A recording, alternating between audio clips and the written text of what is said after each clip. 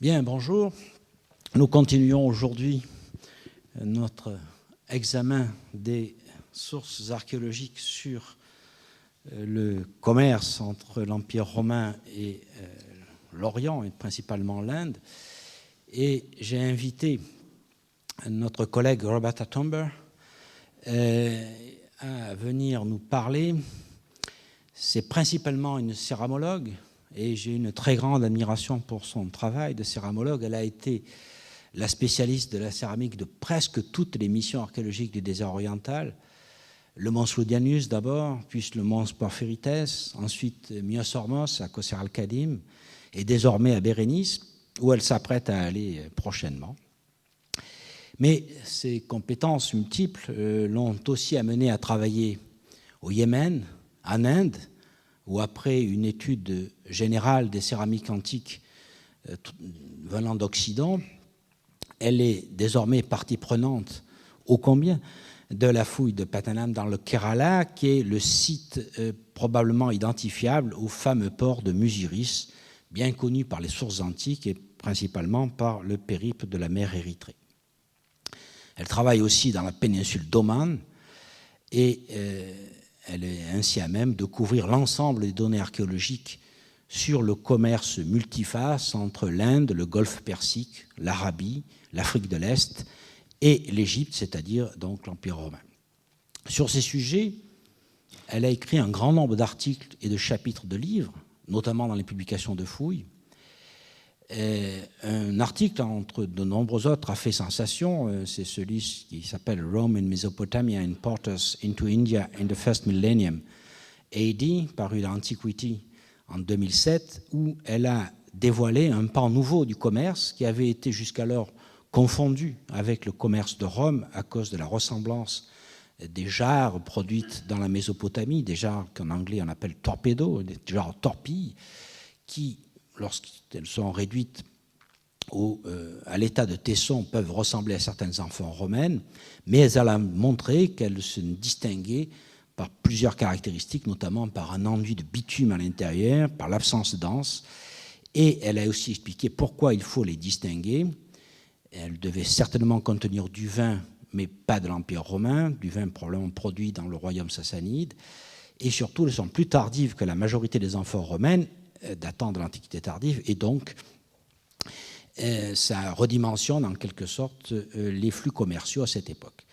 Plus récemment, en 2008, elle a donné une remarquable synthèse sur le commerce entre l'Inde et l'Empire romain, que j'ai apporté ici, qui s'appelle « Indo-Roman Trade from Pots to Pepper », qui a le mérite d'être très dense. C'est une courte synthèse, mais qui est très bien informée par des informations de première main. Elle est partie prenante de la plupart des fouilles qu'elle cite, et c'est donc une source essentielle. Elle a longtemps travaillé au Museum of London, et elle est aujourd'hui Visiting Fellow au British Museum depuis 2002, et elle a été, entre 2002 et 2004, Research Fellow de Southampton University, et vous comprendrez pourquoi, puisqu'elle a travaillé avec cette université sur le site de Myosormos. C'est donc aujourd'hui la meilleure spécialiste de la céramique antique de cette région du monde que nous accueillons. Céramique qui est le témoin principal, car indestructible et bien datable, des flux commerciaux, même si, grâce entre autres au périple de la mer Érythrée, nous savons que les marchandises les plus importantes de ce commerce étaient les étoffes, les épices, l'ivoire, les pierres précieuses, les perles, qui, bien entendu, ne laissent pratiquement aucune trace. Donc, il est temps, après cette brève présentation, que je lui laisse la parole. Elle fera sa présentation en anglais, mais elle le parle de façon très distincte et lentement. Et elle a eu la gentillesse de préparer son PowerPoint avec des légendes en français.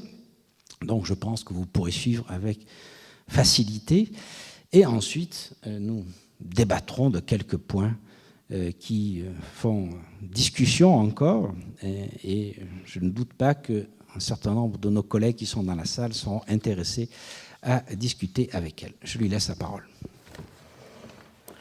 Thank you so much for that introduction, and particularly for the invitation to be here today. I'm very happy to be here, speaking about Egypt's Red Sea trade to the Malabar coast.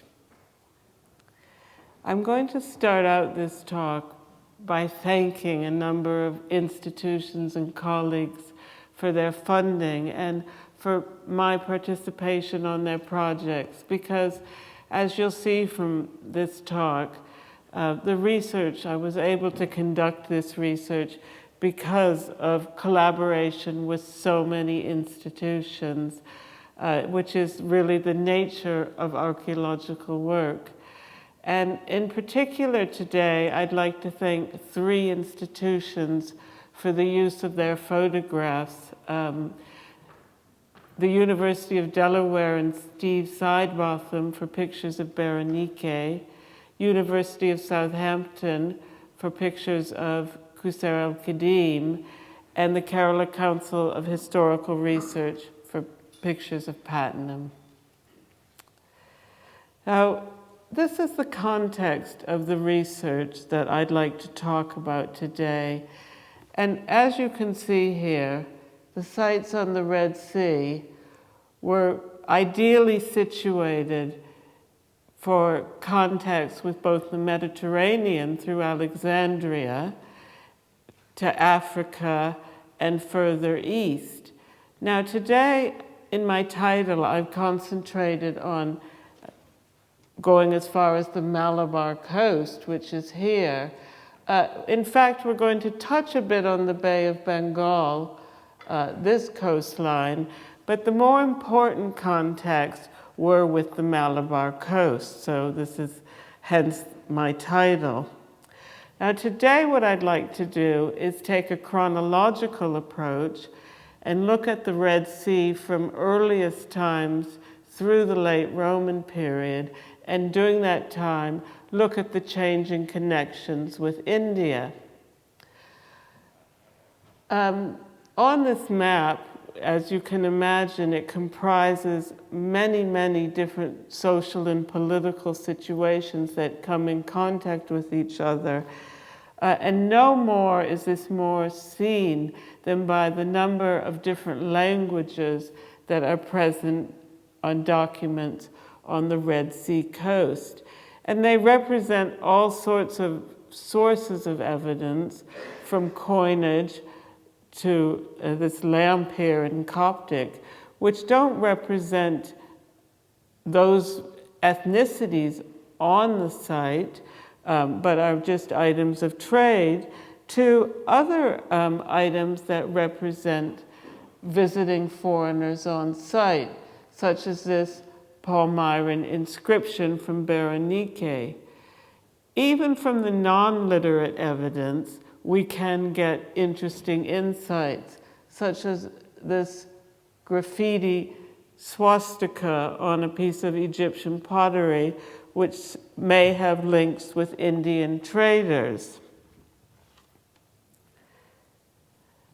For a very long time, the study of Indian Ocean trade was dominated by the documents, but in the last 20 years, we have had a plethora of identification of different kinds of goods that were traded across the Indian Ocean. And as Jean-Pierre said in the introduction, I specialize on the ceramics. And these are just a few of the ceramics that are well provenanced and which traveled across the Indian Ocean for a variety of different reasons. So, for instance, we have a whole range of pottery that serve different functions, from cooking pots to the more well-known Roman storage jars, fine wares that were for the table. So all these different pottery types traveled for different reasons, but they all give us an insight into the connections throughout the Indian Ocean at this period. The more exotic goods that actually drove the trade, such as the spices and the gemstones, silks, and other textiles, of course, are extremely important, but today we'll be concentrating more on the evidence for the trade in these other goods through the pottery. And just to give you an idea, before we start the chronological description of the Red Sea, these are the sites across the Indian Ocean which I've had the opportunity to study the pottery from.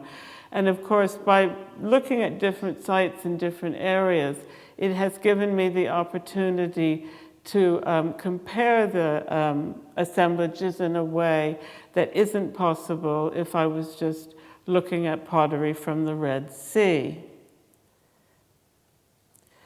Now, the two sites that I'm going to concentrate on the Red Sea are Qusr al-Qadim, or ancient Myos Hormuz, which was occupied, or we have archaeological evidence from approximately the late 1st century BC to the mid-3rd century AD, and Berenike, which we have evidence from the 3rd century BC until the early or mid-6th century AD. So it was a much longer-lived occupation there. And I'm going to start with the earliest occupation at Berenike. The excavations there have been conducted over a long time period, unfortunately with a gap between 2001 and 2008, when we were not able to have permission to work on site. But since 2009, we have been excavating and plan to continue. The site was established in 275 by Ptolemy II, and we do have deposits that date to this period.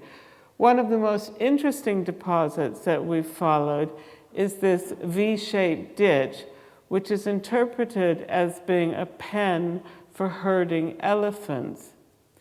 The reason for this is the justification of the actual foundation of the site, that this was a port that was used to bring elephants from Africa to the Roman Empire for military purposes. And this was a very specific, quite limited kind of trade, and it's reflected in the artifacts that are found during this period, because we have a very small range of materials that are found. So in terms of the ceramics, it's primarily Egyptian pottery and a few things from the Aegean, but we don't see the flourishing of goods from across the Indian Ocean that I will show you later. Now we have three main Ptolemaic areas that we're excavating. This is the first one. The second is a very substantial tower, a defensive tower that has been robbed out, which dates to approximately the same period as the elephant pen. And it's quite well dated by this stamp on an amphora from the island of Rhodes. And the third Ptolemaic feature is this defensive wall that has been primarily robbed out. Now, it's with the annexation of Egypt in 30 BC that we really see a change in the character of the trade on the Red Sea. It ceases being an entirely military instigated trade. It becomes much more economic, and it becomes much more intense.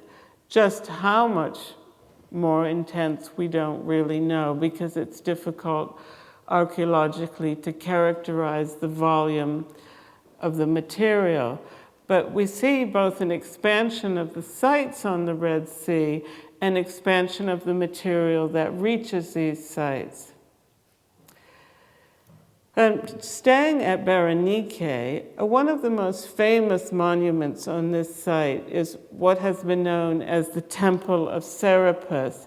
And it was first recorded in the early 19th century by Belzoni, and it has been looked at subsequently by a number of different scholars since then. The University of Delaware excavations in the early seasons did not do any excavation or any exploration of this monument because it was better known than other features on site. However, after we had our gap, when we were not there, it was slightly vandalized. So we took this opportunity to clean it up a little bit, and since then have started a campaign to re-excavate it. And this is just the one room of that building that we've thus far excavated. I call it the Temple of Serapis in quotations because although there was a bust that had an inscription to Serapis, it is also dedicated to other Egyptian gods. So the main function of the shrine is not that clear-cut. To give you an idea of some of the other features that occur in this early Roman period, from approximately the 1st century BC to the 3rd century AD, we have a lot of very rich rubbish dumps, which are common in Egypt, and which frequently many organic finds are preserved in them. This is an example of one of several dog and cat burials that we have found on top of the early Roman trash dumps. Now, obviously, the function of these sites as ports means that we were very interested in their port features, how they facilitated the trade. And this is one wall from Berenike, excavated in 1995. But until recently, we did not have that much information on the actual port itself. But more recently, in the more recent campaigns, has become a focus of our exploration. And with a lot of coring and magnetic survey, we have located a lagoon area which we then excavated. Now, what we've actually got here is an area adjacent to that lagoon, the lagoon having silted up. And we had a series possibly of workshops here that contained very, very large timbers, possibly from boats, and also very thick ropes. And we may have an area where ship repair was undertaken. At some point, it was very heavily burnt, so this material was charred. And you can see here one of the timbers, and most of them are made of cedar wood. Now, importantly, this area of the lagoon at Berenike seems to have been silted up and therefore no longer in use at about the mid-2nd century. And after that, the focus of the harbor would have shifted within the site. Now I'd like to just go further north to the site of Qusr el-Qadim, which has been excavated twice. Firstly by the University of Chicago, and they excavated a series of buildings, one of which is shown here. And they, because of certain written evidence associated with the site, suggested that it might have been ancient Lucas Lehman. The second campaign was undertaken by the University of Southampton, and prior to excavation, through the use of satellite imagery, it was suggested by David Peacock that this site might be ancient Miles Hormuz. And you can see here the modern harbor, the modern coastline today, and what we subsequently learned was the silted up harbor. And it points out a very important point, not only just at Miles Hormuz, but at all sites of how substantially the coastline may have changed since antiquity. And we do really need to investigate this aspect of the archaeology if we're to understand how the ports functioned. As I said, David Peacock suggested the site was Miles Hormuz. An excavation at the site subsequently did confirm that identification. And particularly here, we have a loan agreement that was excavated there that twice mentions the document having been written at Miles Hormuz. And there are other features that indicate it was a very important port site, which we'll see that from the material remains. We did at Qusair excavate some buildings, and this is the main, most substantial monumental building that we excavated. But the primary focus of these excavations were on a number of sabak, or rubbish dumps, which were very rich in finds, and particularly on the harbor area. So my colleague, Lucy Blue, made over 100 test pits throughout the silted harbor area and analyzed the sediments in them in order to understand better the location and the history of silting of the ancient harbor. Now, as we excavated the ancient harbor, we came up with this feature that contained hundreds and hundreds of near intact amphora. At its height, at its greatest exposure, it measured about 60 meters. And it consisted primarily of local Egyptian amphorae and Italian wine amphorae of the first century BC AD. Now, this feature served two purposes. First, it formed a jetty, and it also was a way to consolidate the soggy soil between the lagoon and the site. Later on in the occupation of Qusair, there was a retaining wall built behind it, but this jetty of amphorae was the most significant port feature that we found. And this is a reconstruction by Steve Sidebotham of what that jetty might have looked like when it was functional. And you can see that there's a row of amphora and it's covered over with a hard surface, which gives you a better idea of how that previous deposit worked. Now, similar features are known elsewhere in the Roman Empire. You can see their distribution is primarily in Northwest Europe. And so the one at Qusair provides us the most easterly example of this sort of technology.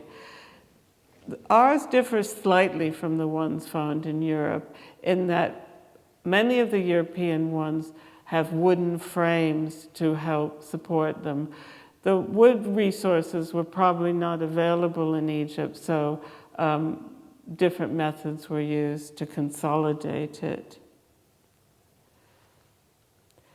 Now, turning to the type of goods that were found here, what we have is really an extraordinary range both of Egyptian and Mediterranean finds and of finds from across the Indian Ocean. And you can see here the very beautiful glass, probably made in Egypt, suggesting that some of the goods that were being transported to the Indian Ocean stayed in the ports, so that the inhabitants of the ports may have had some access to the more valuable items. The same is true of the Roman pottery, and this is just a quick shot to show you the sort of variety we have in Roman pottery, from the amphorae, which are imported from throughout the Mediterranean. Then we have fine wares from Italy, from Tarsus in Turkey, and local Egyptian ones. So we have a very, very wealthy assemblage found on these port sites. Moving to the finds that are come from the Indian Ocean region, I'd just like to briefly mention these jars from South Arabia.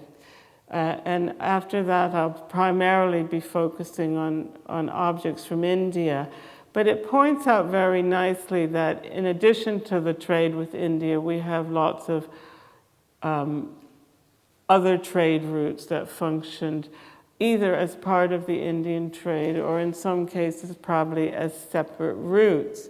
So South Arabia was very important for the Roman Empire because of the trade in frankincense.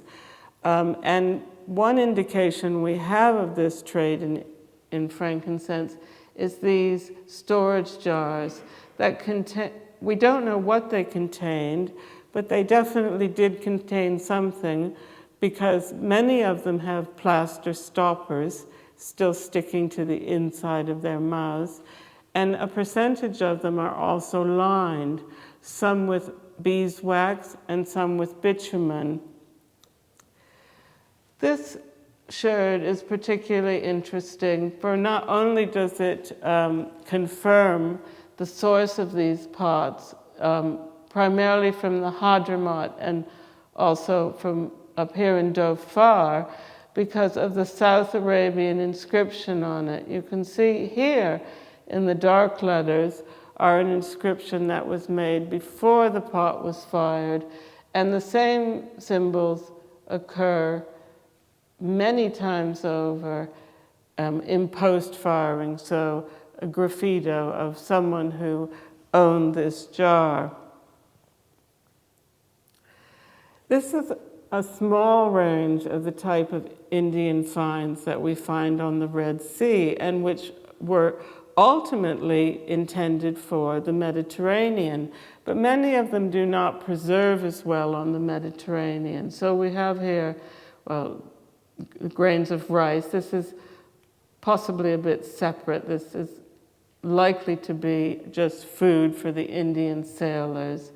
The black pepper, which I've mentioned before as being very important to the trade with India. And this is a piece of teak. There was a lot of teak wood found on site, and like in this case, it was reused in some of the walls. Here are a selection of stone beads from India that would have gone throughout the Roman Empire. And more functional, this is a bit of Indian sailcloth. We know it's a sail because it has a braille ring attached to it, which would have been used for mounting on the mast. In addition to the organic goods, which and the luxury items, which preserve, well, particularly the organics, preserve better in Egypt, we have some pottery with Indian inscriptions. So this, interestingly, is an Italian amphora that has an Indian inscription on it. It has a personal name written on it, which is the most common type of inscription that we get in these Tamil Brahmi graffiti. And this, another personal name, is an Indian storage jar. So we can see from these two evidences that we don't know where the graffiti were written, but we can see that the Indian sailors had access to the foreign goods as well as to the local goods. The bulk of the pottery, of course, does not have inscriptions on them in foreign languages. And this is an example of two of the biggest and most complete Indian ceramic vessels that we found on site.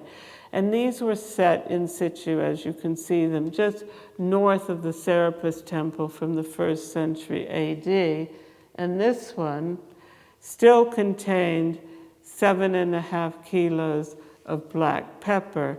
So again, we see here that the goods intended for the Roman Empire were used. They were plentiful enough to be used on site.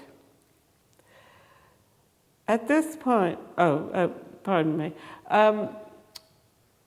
This is a selection of some of the Indian pottery that is found on site. These are black fine wares and storage jars, cooking pots. Now, interestingly, we know that these cooking pots come from North India by their clay. And these cooking pots I was particularly interested in because they were the most common type of Indian pottery on site. And I'm going to return to them in a moment. Just to summarize very briefly some of the patterns on the Red Sea during this early Roman period, we can see that particularly the port technology, there was very little infrastructure put into it. The sites, apart from the religious buildings, do not have large monumental architecture. What they do have is they have astonishing diversity in Mediterranean artifacts and an equally matching range of material, particularly during this period from India and South Arabia, although we do see some material coming in from East Africa at this period. Now, as I said, I was particularly interested in finding the source of these Indian cooking pots in order to understand the trading partners with Berenike and Myos Hormos. To look for them in India was quite a big job because they were made everywhere during the early historic and early medieval period. And in fact, they're still made today. So in order to try and find the source of some of these cooking pots, I really had to narrow down the search.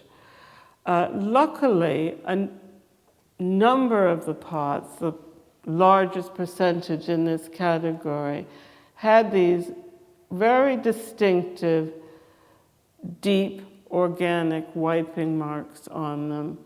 And from that, I decided to focus on these pots. They were quite distinct, that I might be able to locate their source in India. So I set off to look at early historic assemblages of pottery from sites which were known to have other Roman material. So, of course, at this time, the best known site, this was in 1998, the best known site for Roman material was the site of Erikamedu, which has been extremely well known for a number of reasons. Firstly, because of the quantity of Roman amphora found there, the largest of any site in India at that time. Also because it was excavated by Sir Mortimer Wheeler, who introduced the stratigraphic technique of excavation into India from this site. Now, because of the high profile of this site, it has gained a lot of importance in Indo-Roman trade. And I'm not saying at all that it's not important, but it did form a bit of a discrepancy because all the written documents told us that the west coast was more important, but here on the east coast, we had really the only site that was producing material of this nature. So, like I say, it was the first place I obviously went to look for my wiping marks on my Indian pottery. And although I found many cooking pots in the style, the general shape, I didn't find any that had the wiping marks. You can see here it's very plain inside. Now, I mentioned already that the west coast was thought by the documents to be more important than the east coast of India. And this is a quotation from the Periplus of the Erythraean Sea, a shipper's guide written in about the mid-1st century AD that paints a very vivid picture of what was exported in and out of different ports along the Indian Ocean. The area of Limerick refers to what today is the Malabar coast, and the writer knew that this coast was very important, and it was particularly important for the black pepper. And just as an aside, I will say now, because we'll return to this point later, it's interesting that he also mentions goods from elsewhere in India. So we have a lot of interregional trade within India. And now I'll just diverge for a moment just to point out the two kinds of pepper. We have the black pepper, which I've mentioned before, and this is actually the Berenike black pepper, which was very widely exported for culinary purposes during the Roman period. But we also have the long pepper, which was much more expensive, and it was more important for medicine and ritual purposes. So it's the black pepper that we're concerned with here. Now, in 2003, when I went back to India to look again for these cooking pots with scraping marks, I did especially want to go to the Malabar coast because to try and find evidence for this in the area which was most important to the Indo-Roman trade. At that time, there were no published assemblages from the early historic period from this area of India, the early historic being concurrent with the Roman period. But I was fortunate to meet up with colleagues in India who had been doing surface collection on this site at Patnam. The area is very heavily built up. They were fortunate that if someone was constructing within the village, they were able to look a bit below the surface. And in their surface collections, they had already found these two sherds of Italian amphora. The setting of the site was very rich. It's in an area where pepper is widely grown. And just again to return to the theme of black pepper, black pepper is a vine that attaches itself to the trunk of a tree. And all these are the pepper vines. And you can see here the kernels while they are still on the vine. So the setting of this site was very much as described in the Periplus. In addition to the Greco-Roman sources, there's a large body of literature of epic poetry known as the Sangam poetry. And they talked about a pepper exporting site known as Muchiri, which is the same as Muziris, the Greco-Roman name from the Periplus, a very important port on this Malabar coast. And not only does the Sanguine literature mention the pepper, but it also gives us a more precise location of being near the Perrier River. So to return to the ceramics, to my Indian cooking pots, I was very happy also to find from Pattenham, well, happy doesn't really describe it, I was ecstatic to find from Pattenham similar organic wiping marks. So I felt in this region of India, I had really found the source for the bulk of my Indian cooking wares. The question then that raised itself was whether this site at Pattenham could be the site of Muchiri or Muziris. And in the region itself, the site of Muziris had long been associated with this site shown here, where there was a Portuguese fort and earlier occupation layers. The only problem with associating this site with Muziris, or the main problem I should say, is that there's no early historic material as yet been found there. And although there have been a lot of excavations by the Archaeological Survey of India, still no early historic remains have been uncovered. The main reason for thinking that this site was Muziris was, one, that it had ancient material, even if not quite ancient enough, and two, was its location on the Perrier. And you can see from this satellite image the Perrier River here and the fort at Kodungallur. So it fit in very nicely with the location as described in the documents. However, another stream here, this paleo channel known as the Periver Thodo, would have been a much bigger body of water in antiquity.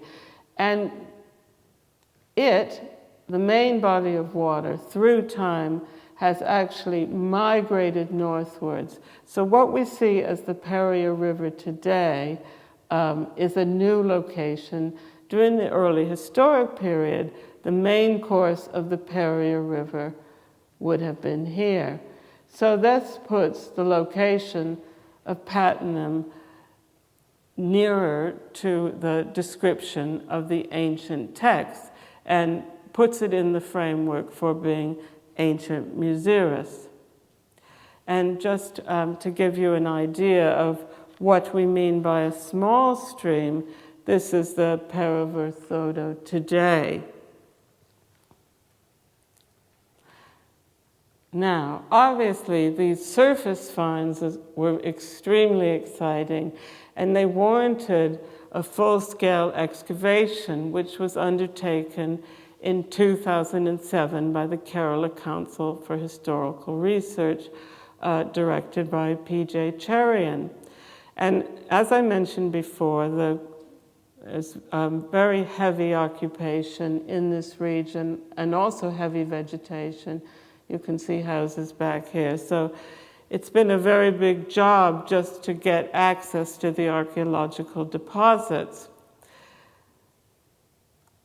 This is a map showing the main area of the village.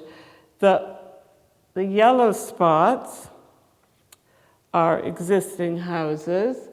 The brown ones, and I think there are quite a few more now because there's about 40 trenches have been excavated. The brown ones are the archaeological trenches. The site itself, the main mound seems to be about 45 hectares, but it's possible that the area actually is more like 70 hectares. Now, in the first year of excavation, there were extremely exciting finds.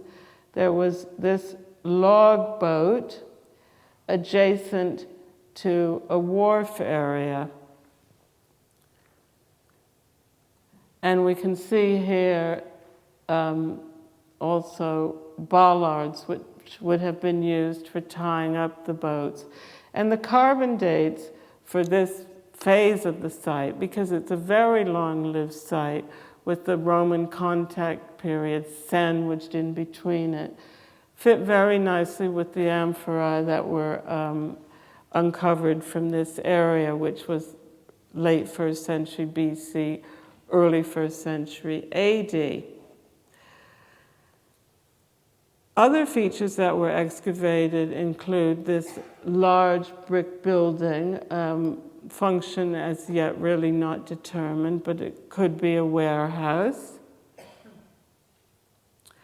At many pots which seem to have been placed in the ground and used as installations. And this particular pot is Indian. In fact, most of these installations, in fact, probably all of them are Indian pots.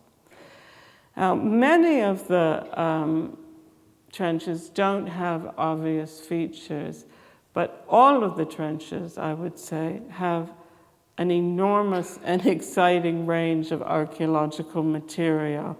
And concentrating on things that come from the Roman world, we have some gold foil beads here, pillar molded bowls, and a carnelian intaglio, which of course would have, the carnelian itself would have come from India, but it was probably worked in the Roman Empire and came back possibly as a personal possession of a merchant.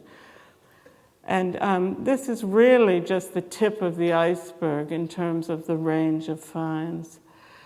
Local finds include gold and these mostly pieces of jewelry, and a range of local coinage, Chaire coinage, and a lot of stone evidence for the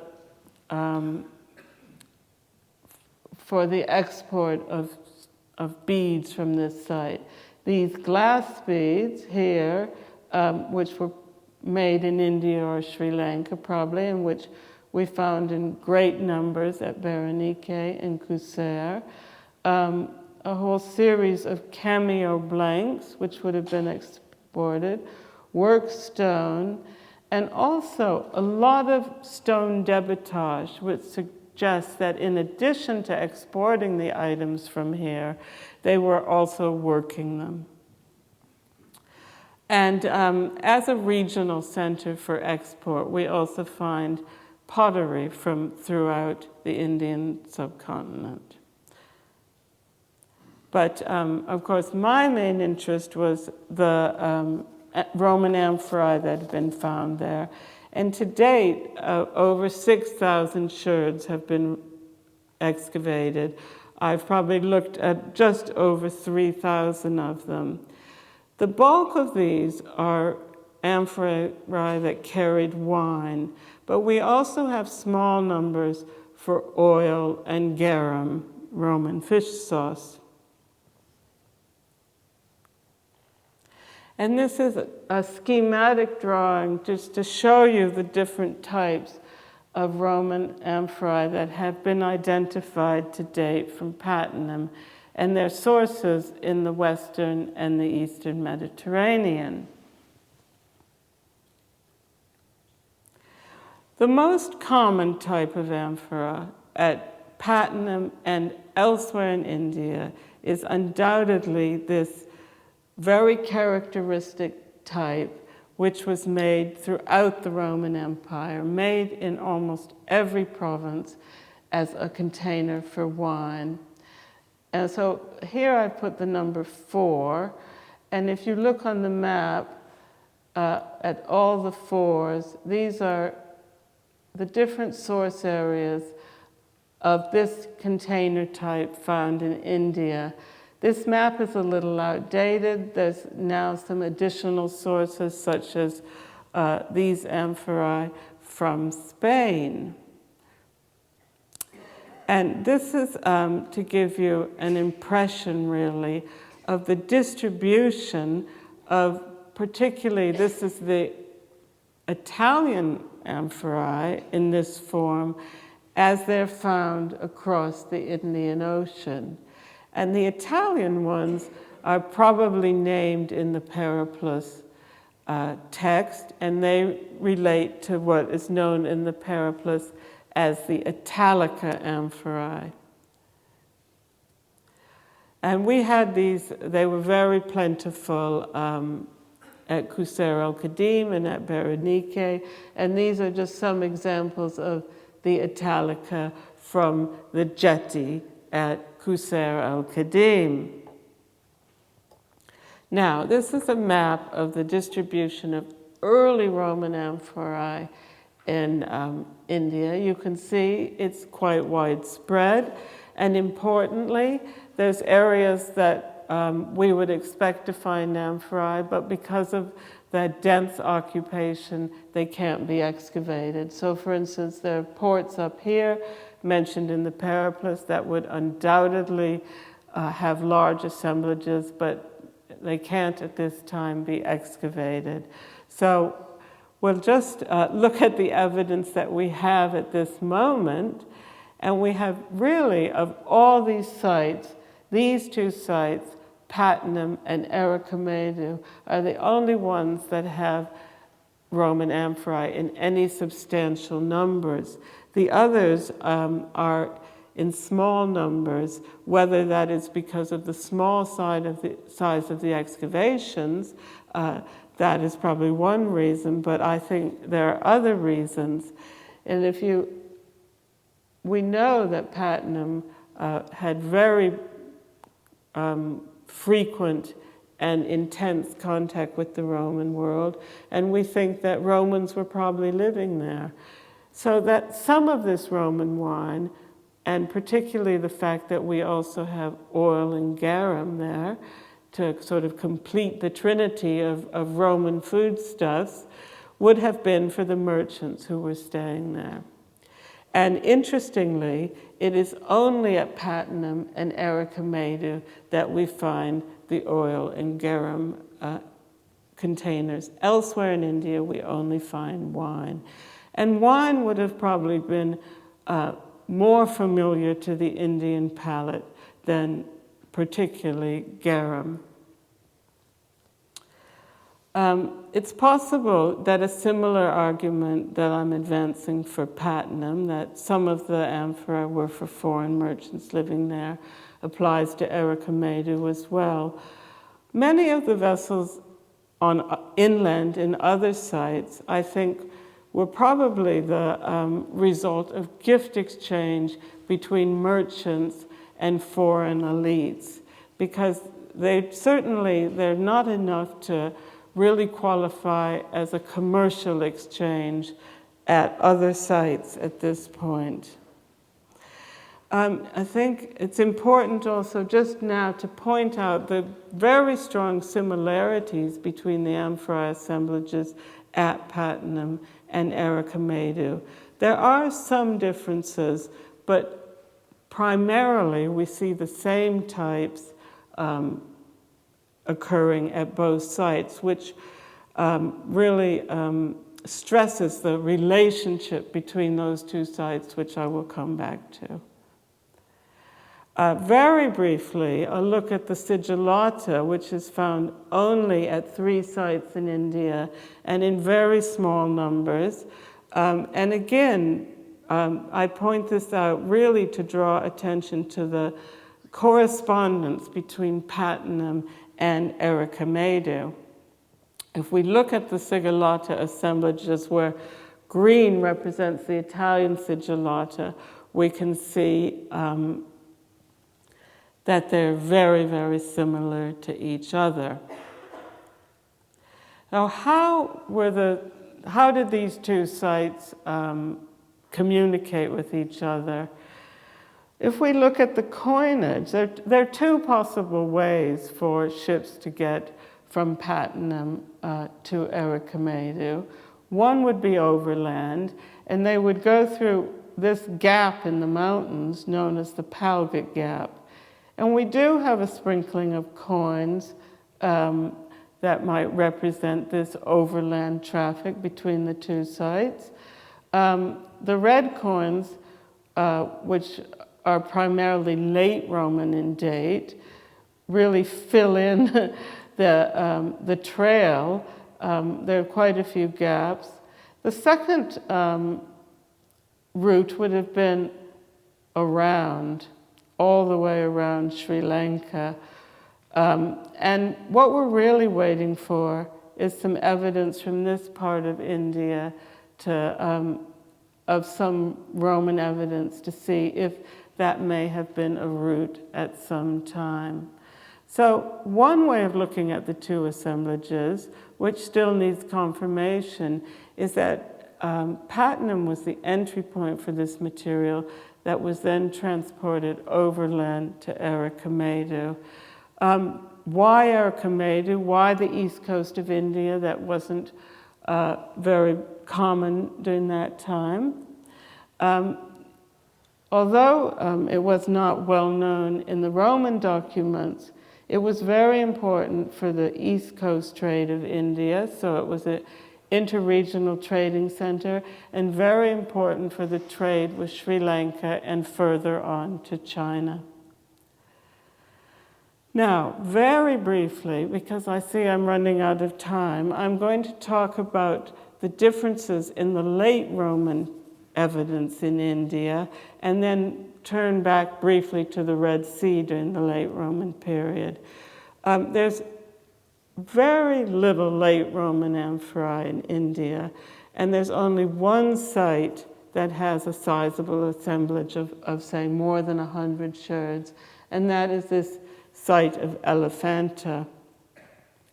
And what we find there at Elephanta is a range of Eastern Mediterranean amphora, which are very commonly exported throughout the Eastern Mediterranean. And I've indicated their source areas here, so you can match them up to the drawings. Now, these three are Eastern Mediterranean. This one was made in Aqaba, and it's particularly interesting because it really is almost restricted to the Indian Ocean trade areas. And this is showing you the distribution of these Aqaba amphora throughout the Indian Ocean. There's a few more sherds in India that aren't indicated on this map. So if I just say a few words about the Aqaba amphora, the dating in Aqaba itself seems to be from the 5th century. At Berenike, we may have it slightly earlier in the mid-4th century, and it's made into the early Islamic period. One interesting feature of these vessels are these red inscriptions, which normally, if they're legible, have Christian motifs on them, such as the Kai Rho. So their distribution across the Indian Ocean with these Christian symbols may be part of forming some social cohesion in the trade, which by this period there were many Christian merchants by this period. So this was a warehouse at Berenike where you can see there were many of these Aqaba amphora. But more generally, we know a lot about late Roman Berenike. Most of this area of occupation belongs to that period. We have our Ptolemaic features that we talked about earlier here, and some of the early Roman trash dumps here. But at present, there was a real boom period at Berenike during the 4th century. And of course, by this time, Qusair was completely silted up. Qusair was no longer functional during this period from the 4th century onwards. Most of the architecture at Berenike comes from the late Roman period. This is an example of a few different construction techniques. One of the, I think the largest building on site was this Christian church, which had many artifacts with Christian iconography excavated from it. Just in the last campaigns, we've excavated this really fascinating shrine that is in the, what is now in the silted up harbor. There was an island in the silted up harbor at some point in the history. And this shrine has a number of interesting features. It has these benches that were covered in tamarisk matting and bones from mostly sheep for feasting. It has this interesting piece of coral that was clearly a cult object, and a piece of basalt. And around these features were many, many wooden bowls, over 100 wooden bowls that had burnt remains in them. We call it the Lotus Temple because another feature was this reused Egyptian amphora that had the seeds of many different kinds of plants in it, including lotus plants. And also within this shrine, we found this bull, the statue of a bull, which of course raises many interesting questions about who was worshipped in this. Was it Apis? Was it Mithras? But importantly, the iconography of this bull is actually South Arabian. So whether we have still a South Arabian element on site is a very interesting idea. In the latest sub-phase of this, we also have these two altars, and this one particularly is very South Arabian in design. The later phase of this shrine is completely different. The coral has been covered up, filled in, the basalt is covered up, and the altars are still in use here. But there's a much more Egyptian flavor to many, many of the artifacts. And we see here some of the cult objects that came out of that shrine. Now, the inscription, although it is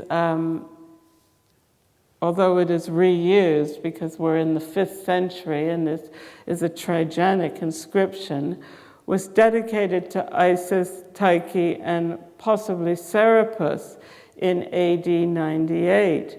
And we see here, within all the artifacts, quite an association with Isis, who would have been important for the safety of sailors before they set out on what was this very dangerous journey. And this may be an explanation of why we have so many shrines and so many religious buildings at Berenike, because sailors and merchants wanted protection before they set off onto the unknown.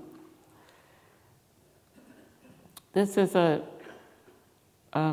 pot from Aswan, another reused pot that was found in the latest phase of the shrine, which contained about 50 silver lunettes.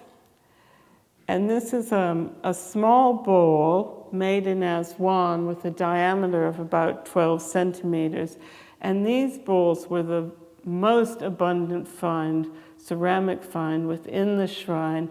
And we discovered that many of the animal bones were cut exactly to fit into these small bones. So we had very good evidence of ritual feasting within this shrine.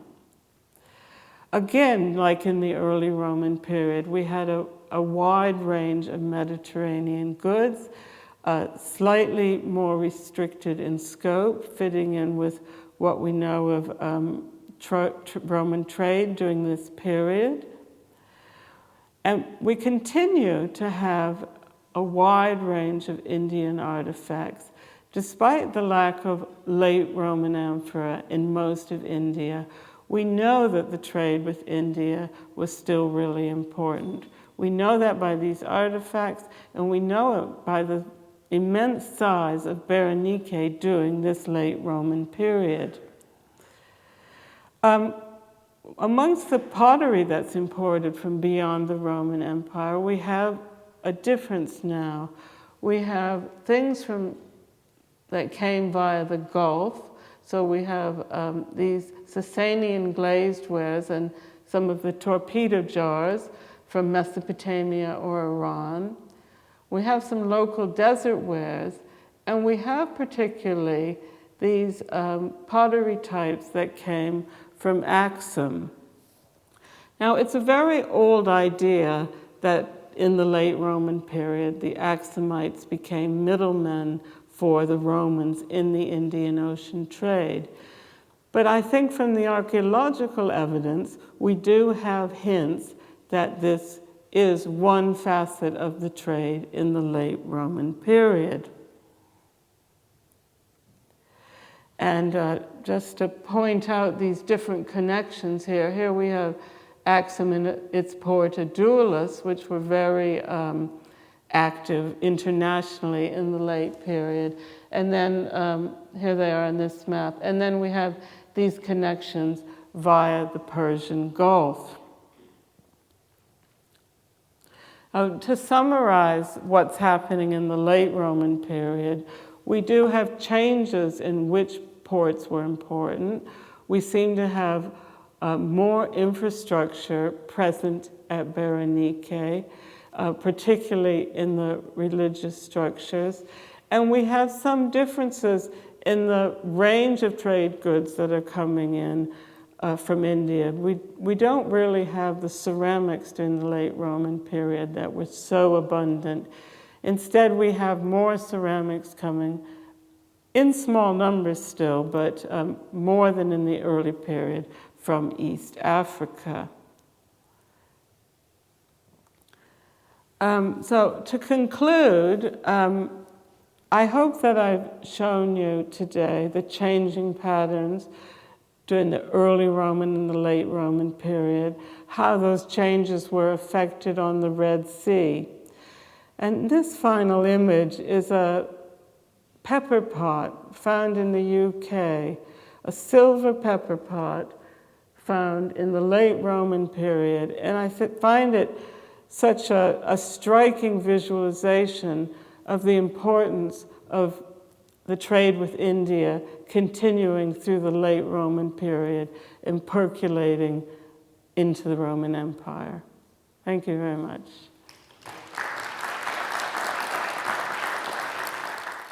You know, you write in your book on page 156 that the Campanian wine amphoras are the single most common type throughout the English Ocean. But are there other Italian wines, and can you quantify the proportion of different origin, such as Campanian, Etruscan, for example, or Adriatic? Did you find some Lambolia 2 amphoras, for example? No, but we found Dressel 6A. But we found very few of those. Not very important at all. In addition to the ones that I feel confident from the clay as identifying as Campanian, particularly in Patenham, we have a large group that I would just call Tyrrhenian, because I don't feel I can be more precise about their origin. And I think that in terms of how those vessels were getting to India, they were probably leaving the Tyrrhenian and the Campanian would have probably been leaving Italy from the same ports. So the distinction is not that great. So mainly from Pozzuoli, obviously. Mm. And then another question in the same idea. When did this trade finish, and what type of wine replaced the Italian wine? Did the Sicilian wine Cilician wine fill the gap, and do you find many Cilician dressed too for amphoras in India, as but we have many in Egypt? So. Yes, we have many in Egypt, and we have only a very few in India. Really, a couple sherds. And how do you explain this gap?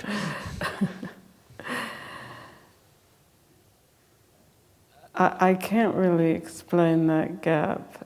Apart from the fact that the Cilician ones, they are a bit later, and maybe the demand for wine in India was not so great later on. That the trade stayed important for centuries, but the demand for wine seems to be from a more limited period.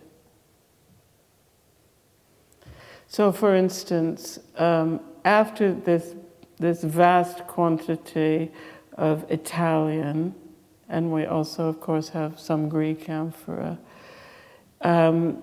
there are small numbers of 2nd century and even 3rd century amphora, but not the same quantity. But if anything took over from the Campanian, it would have to be the Egyptian from Mareotis. And obviously, that's the question of the Gallic wines that is particularly interesting for us. From the point of view of the wine that has been produced in villas in Provence, for example, we see a rise of the wine plants during the 1st and the beginning of the 2nd century, and then a consolidation during the 2nd century. And in the desert, in the fort of that we have excavated in this, I don't see significant imports of Gallic amphoras until the middle of the 2nd century, but from this moment there is a rise until the first half of the 1st century. And do you see such a phenomenon elsewhere or not? Well, we see it very much at Myos Hormuz. But I qualify that. There is very little Gallic wine, but there is the same container, the Dressel 30, mostly from Tunisia at Myos Hormuz during this last period. In India, there are just a few sherds from Gallic containers. And is there possibilities that there is an impact of wooden barrel in this schema? I've read in Vermeer and Capers, the article they write about ethnographic and archaeobotanical evidence of local cultivation of plants in Roman Berenike, that they found some planks from wooden barrels. Do you think that there is a significant part of the wine that can be traded in wooden barrels that could escape from our perception? Well, thank you for drawing my attention to that article, which I did not know about.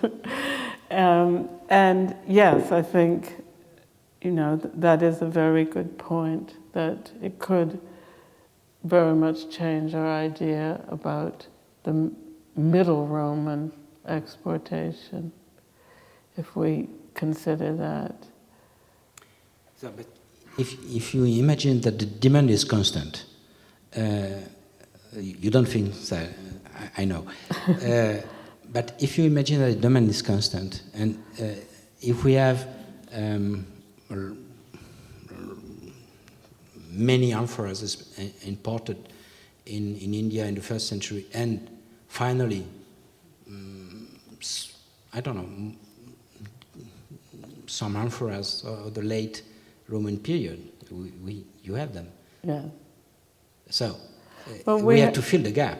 And well, we have a few from that middle period, few sherds, like particularly the Egyptian ones that go into the 3rd century. We do have a few, and we only have a few late Roman ones, apart from these one sites. This one site, Elephanta. We just don't know if there was a demand throughout the whole period.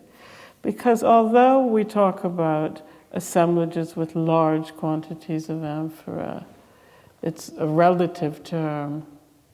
You know, there's 6,000 sherds of amphorae from Patnam, about 500 from Arikamedu, about 100 from Elephanta, and then the rest are just very small numbers. You know, in terms of the longevity of the trade and the demand, that is not very much evidence, is it? So you think that there's really a drop in the 2nd century in the import of wine, et ce n'est pas une question de changement de conteneur, quoi. Well, I think your point is very good, that wine could have been traded in barrels during that period. And I really think that's a possibility, but it's speculative.